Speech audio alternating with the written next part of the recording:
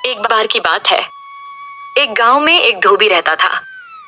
उसके पास एक गधा था जिसे वह अपने कपड़े धोने के काम के लिए उपयोग करता था।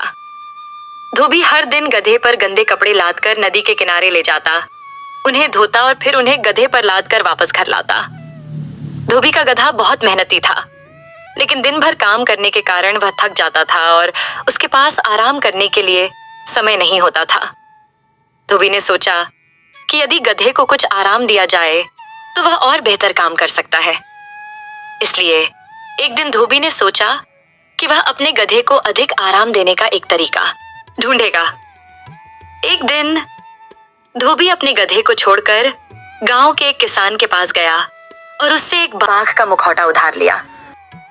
उस मुखौटे को गधे के चेहरे पर लगा दिया और रात के समय गधे को खुले में छोड़ दिया। धोबी ने सोचा कि इस तरह गधा बिना डर के गांव के खेतों में घूम सकेगा और भरपेट भोजन कर सकेगा। रात में गधे ने खेत में जाकर खाने का लुत्फ उठाया। वह बाघ के मुखौटे के कारण बिना किसी डर के खूब सारे ताजे सब्जियां और फल खा गया।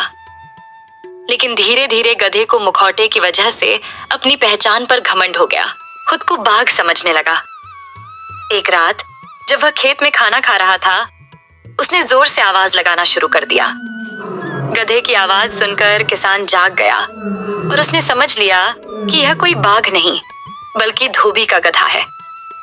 किसान ने अपने नौकरों को बुलाया और सबने मिलकर गधे को पकड़ लिया।